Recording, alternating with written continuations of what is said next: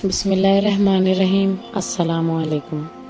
ایک شہر سے دوسرے شہر کو چلے جانے کو ہجرت کہتے ہیں۔ عرب کا ملک سمندر کے کنارے ہے اور حجاز جس سمندر کے کنارے ہے اس کا نام بحر احمر ہے۔ بحر احمر کے اس کنارے افریقہ میں حبش کا ملک ہے۔ وہاں کا عیسائی بادشاہ بہت نیک تھا۔ مسلمانوں کی تکلیفیں جب بڑھ گئیں تو نبوت کے 5ویں سال حضرت رسول خدا صلی اللہ علیہ وسلم کی اجازت سے 11 مرد اور 4 عورتیں کشتی میں بیٹھ کر حبش کو روانہ ہو گئی۔ حبش کے بادشاہ کو نجاشی کہتے ہیں۔ نجاشی نے ان مسلمانوں کو اپنے ہاں بڑے امن و امان میں رکھا۔ قریش کو جب اس کی خبر ہوئی تو انہوں نے نجاشی کے پاس اپنے 2 سفیر بھیجے کہ یہ ہمارے مجرم ہیں، ان کو ہمارے حوالے کر دیجیے۔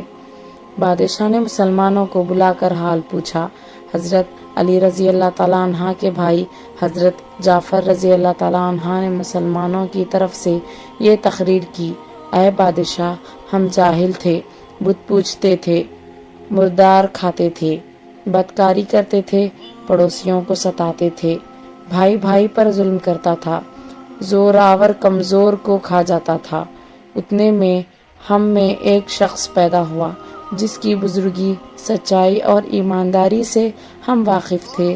اس نے ہم کو سچے دین کی دعوت دی اور بتایا کہ ہم بتوں کا پوجنا چھوڑ دیں، سچ بولیں، ظلم سے باز آئیں، یتیموں کا مال نہ کھائیں، پڑوسیوں کو آرام دیں، پاک دامن عورتوں پر بدنامی کا داغ نہ لگائیں، نماز پڑھیں، روزے رکھیں، خیرات دیں۔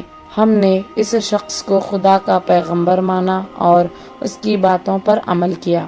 اس جرم پر ہماری قوم ہماری جان کی دشمن ہو گئی اور ہم کو مجبور کرتی ہے کہ ہم اس کو چھوڑ کر اسی پہلی گمراہی میں رہیں۔ نجاشی نے کہا: تمہارے پیغمبر پر جو کلام اترا ہے کہیں سے پڑھو۔ حضرت جعفر رضی اللہ تعالیٰ عنہ نے سورہ مریم کی چند آیتیں پڑھی۔ نجاشی پر ان کا یہ اثر ہوا کہ اس کی تعریف سے آنسو جاری ہو گئے۔ پھر کہا: خدا کی قسم، یہ کلام اور انجیل دونوں ایک ہی چراغ کے پرتویں ہیں۔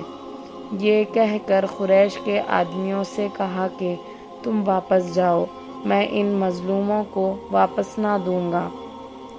تو دوستوں، مسلمانوں نے جب نجاشی کی یہ مہربانی دیکھی تو بات کو اور بھی بہت سے مسلمان چھپ کر حبش کو روانہ ہو گئے، یہاں تک کہ ان کی تعداد 2 کم و بیشتر 83 ہو گئی۔